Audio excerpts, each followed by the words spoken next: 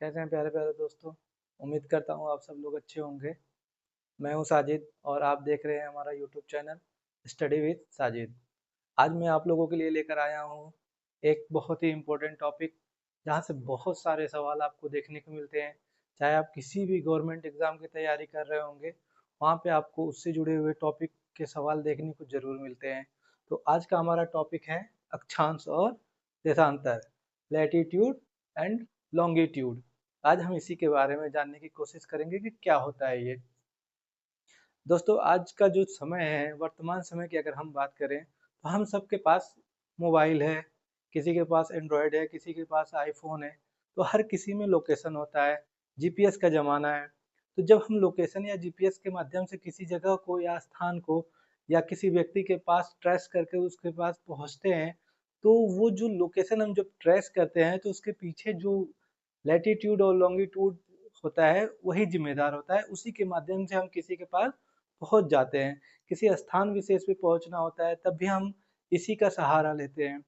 जब हम बात करते हैं अक्षांश और देशांतर की, तो ये जो होते हैं इनको हम लोग डिग्री में, मिनट में और सेकंड में डिवाइड किए रहते हैं। इनके माध्यम से हम किसी भी जगह पे चले जाते हैं। कुछ कोऑर्डिनेट होते हैं जिनके माध्यम से हम किसी स्थान की जानकारी प्राप्त कर लेते हैं। तो किसी स्थान के जानकारी हमें पहले से प्राप्त होती है, तो उसका अगर कोऑर्डिनेट हमको निकालना रहता है, लैटिट्यूड और लॉन्गिट्यूड पता करना रहता है, तब भी हम गूगल के माध्यम से या मैप के माध्यम से उस स्थान विशेष की जानकारी निकाल लेते हैं। तो वो सब जो होता है ये लैटिट्यूड और लॉन्गिट्यूड के ही ऊपर डिपेंड करता है। तो अगर दोस्तों आप लोगों को आज की ये वीडियो पसंद आए तो वीडियो को लाइक कर दीजिएगा और चैनल को सब्सक्राइब कर दीजिएगा और अपने दोस्तों को भी शेयर कर दीजिएगा। तो आइए आज का हम टॉपिक शुरू करते हैं। तो इस टॉपिक में सबसे पहले अगर हम बात करते हैं अक्षांश और देशांतर रेखाओं की, तो हम सभी लोगों ने यूनान के बारे में सुना होगा। वहाँ पे ऐसे ऐसे दार्शनिक हुए हैं, ऐसे ऐसे भूगोलवेत्ता हुए हैं, खगोलविद हुए हैं, जिन्होंने इतिहास में अपना नाम दर्ज कराया है। तो उसी में से कुछ ऐसे प्रमुख भूगोलविदों को, इतिहासकारों के बारे में हम लोगों ने नाम सुना है। जैसे अरस्तु के बारे में हम लोगों ने सुना है, हिप्पारकस के बारे में सुना है। तो हिप्पारकस महोदय एक ऐसे व्यक्ति थे जिन्होंने सबसे पहले अक्षांश और देशांतरों के बारे में बताया था। उन्होंने सबसे पहले वृत्त को, सर्किल को 360 डिग्री में डिवाइड किया था। हिप्पारकस, ये कहाँ के थे? ये यूनान के थे। यूनान के थे। इन्होंने सर्किल को, वृत्त को 360 डिग्री में डिवाइड किया था। इन्हीं के माध्यम से हम लोग अक्षांश और देशांतरों के बारे में विस्तृत जानकारी प्राप्त करते हैं। इन्होंने सबसे ज्यादा विस्तृत रूप से इस चीज की व्याख्या की थी और इन्होंने एक एस्ट्रोलैब भी बनाया था। किसके लिए? अक्षांश और देशांतरों के बारे में अपनी गणितीय संकल्पनाएं करने के लिए इन्होंने इसका निर्माण किया था। अब हम बात कर लेते हैं अक्षांश के बारे में।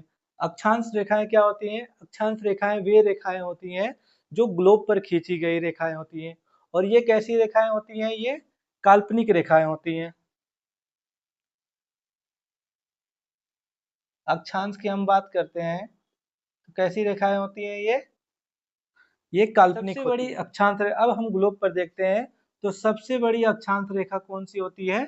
ये होती है 0 डिग्री अक्षांश रेखा। इसको हम लोग विषुवत रेखा या भूमध्य रेखा या इक्वेटर के नाम से भी जानते हैं। और ये रेखा जो होती है, विषुवत रेखा जो होती है, ये पृथ्वी को दो बराबर बराबर भागों में डिवाइड करती है। ये अक्षांश रेखा सबसे बड़ी अक्षांश रेखा होती है। आप ग्लोब में देख रहे होंगे कि जैसे जैसे हम उत्तर की तरफ बढ़ रहे हैं और जैसे जैसे हम दक्षिण की तरफ बढ़ रहे हैं, इन अक्षांश रेखाओं की लंबाई धीरे धीरे कम होती दिख रही होगी। लेकिन जो विषुवत रेखा पर है, जो जिसे हम विषुवत रेखा कहते हैं, 0 डिग्री अक्षांश रेखा को, वो सबसे बड़ी आपको दिखाई दे रही होगी। इसी तरह से जैसे जैसे हम उत्तर की तरफ जाते हैं, हमको कितनी अक्षांश रेखाएं देखने को मिलती हैं? 90 अक्षांश रेखाएं मिलती हैं। और जो 90 डिग्री पे होती है उसको हम लोग उत्तरी ध्रुव के नाम से जानते हैं।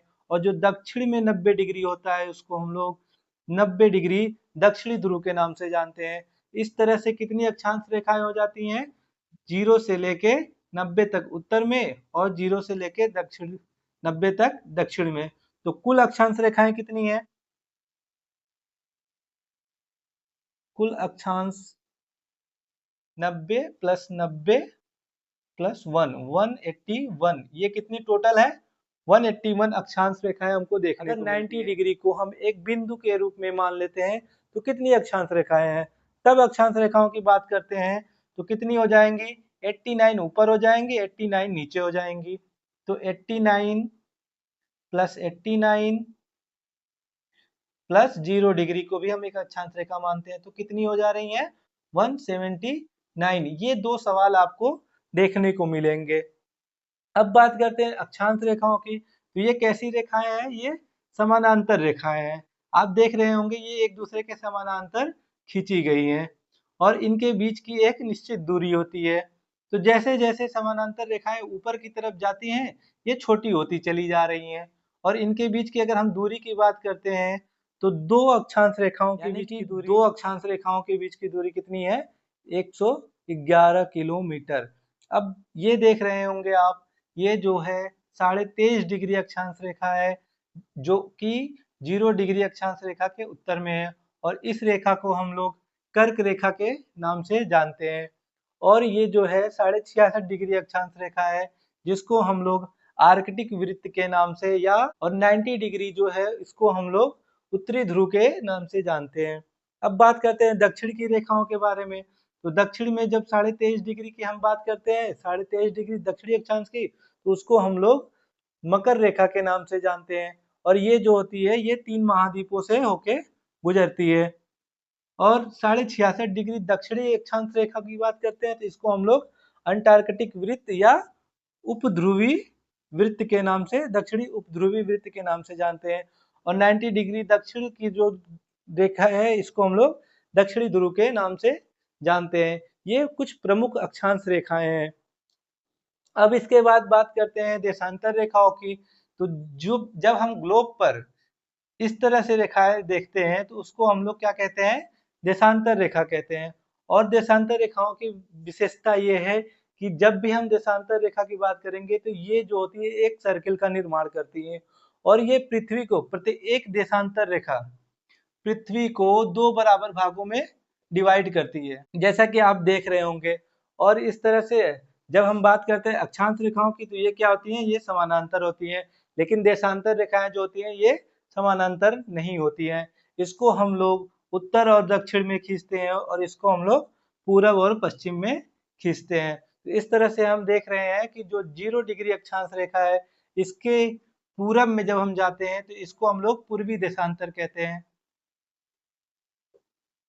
पूर्वी देशांतर कहते हैं। और जब हम 0 डिग्री के पश्चिम में आते हैं तो इसको हम लोग पश्चिमी देशांतर कहते हैं। तो ये जो है वेस्ट है। अब बात करते हैं कि कितनी देशांतर रेखाएं होती हैं। तो टोटल देशांतर की बात करते हैं तो कुल 360 देशांतर रेखाएं होती हैं। कितनी रेखाएं होती हैं? 360 देशांतर रेखा होती हैं। अब सबसे बात करते हैं कि 0 डिग्री देशांतर रेखा की बात करते हैं तो इसको हम लोग क्या बोलते हैं? प्रधान याम्योत्तर, यानी 0 डिग्री को हम लोग प्रधान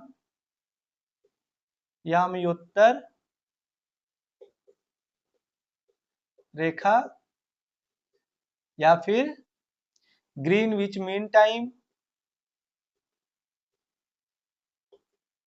अब इसकी बात करते हैं, इसको ग्रीनविच मीन टाइम क्यों कहा जाता है? तो हम सभी जानते हैं कि जब ग्रीनविच मीन टाइम की बात करते हैं तो लंदन में एक शहर होता है जहां से 0 डिग्री देशांतर रेखा गुजरती है, इसलिए उस शहर के नाम पर हम इसको ग्रीनविच मीन टाइम के नाम से जानते हैं।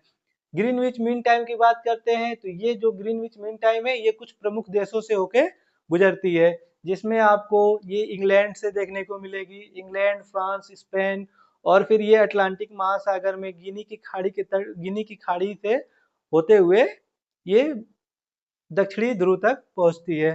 तो ये जो होती है कहाँ से होके गुजरती है? मेन ये लंदन के ग्रीनविच मीन टाइम से होके गुजरती है, इसलिए इसको हम लोग ग्रीनविच मीन टाइम की कहते हैं। अब 0 डिग्री देशांतर से जब हम पूरब की तरफ जाते हैं तो ये समय बढ़ता जाता है, और जब पश्चिम की तरफ आते हैं तो समय घटता जाता है। ऐसा क्यों होता है? क्योंकि हम सभी ने पिछले टॉपिक में पढ़ा था कि पृथ्वी जो होती है ये अपने अक्ष पे पश्चिम से पूर्व की तरफ गति करती है, रोटेट करती है। तो ऐसी स्थिति में क्या होता है, पूरब में जाने पे दिन समय बढ़ता है और पश्चिम में जाने पे समय घटता है। जब हम 1 डिग्री देशांतर, 1 डिग्री यानी कि 1 डिग्री से दूसरे डिग्री देशांतर के की दूरी तय करते हैं, तब इसमें इसमें कितना समय लगता है? इसमें कितना 4 मिनट का समय लगता है। दो देशांतरों के बीच की दूरी तय करने में कितना समय लगता है? 4 मिनट का समय लगता है। 4 मिनट का समय लगता है। अब इस तरह से अगर हम बात करते हैं तो 15 डिग्री देशांतर जाने में हमको कितना समय लगेगा? जब 1 डिग्री जाने में 4 मिनट लग रहा है तो 15 डिग्री तक घूमने में कितना समय लगेगा? 15 चौक को 60 मिनट, यानी कि 1 घंटा के बराबर लगता है। इस तरह से हम देखते हैं कि 360 डिग्री होती है। तो इस तरह से पूरब में कितने होते हैं? 180 होते हैं, और पश्चिम में कितने होते हैं? 180 होते हैं। तो पूरब में अगर हम पूर्वी देशांतर की बात करते हैं तो पूरब में 180 डिग्री देशांतर की दूरी तय करने में कितना समय लगेगा? तो हमको 180 गुणे 4, और अगर हम इसको मिनट से डिवाइड करके घंटे में तब्दील करते हैं तो कितना लगता है? ये कट जाएगा 60 से, तो ये 12 घंटे।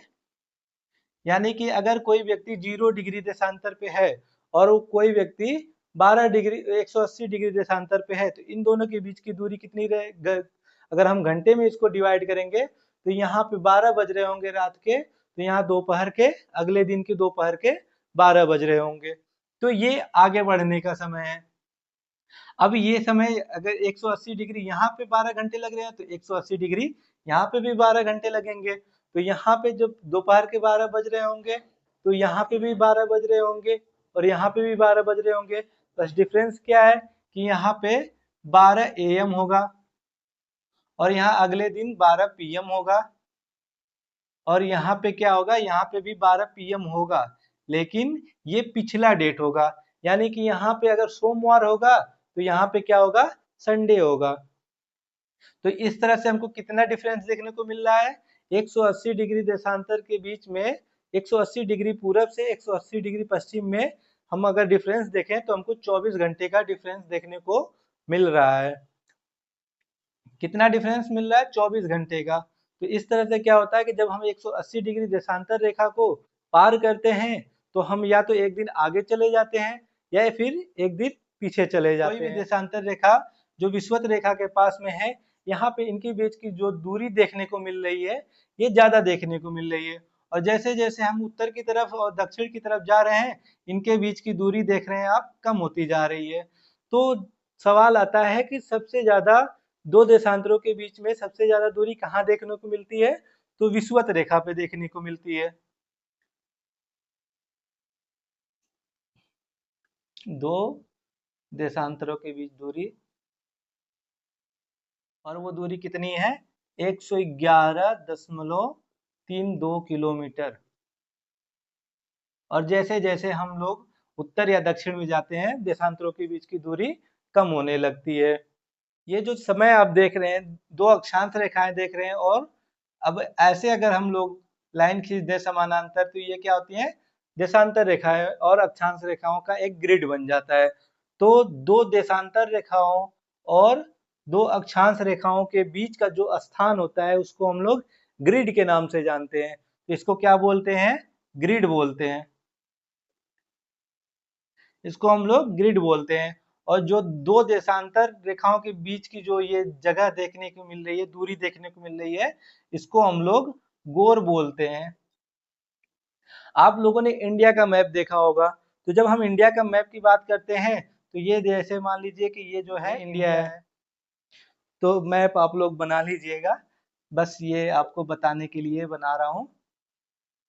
तो जब हम बात करते हैं ग्रिड की बात करते हैं तो ये जो आप देखते हैं कि जब सबसे दक्षिण की बात करते हैं कि भारत की अक्षांश रेखाओं का विस्तार की बात करते हैं तो 8 डिग्री 4 मिनट तक इसका विस्तार देखने को मिलता है। फिर यहाँ पे जो है 37 डिग्री 6 मिनट तक आपको देखने को मिलता है, और फिर यहाँ पे पूर्वी देश पश्चिमी देशांतर और पूर्वी देशांतर देखने को मिलता है। तो इस तरह से हम देखते हैं कि 2 अक्षांश रेखाएं और 2 देशांतर रेखाएं इस तरह से देखने को मिल रही हैं।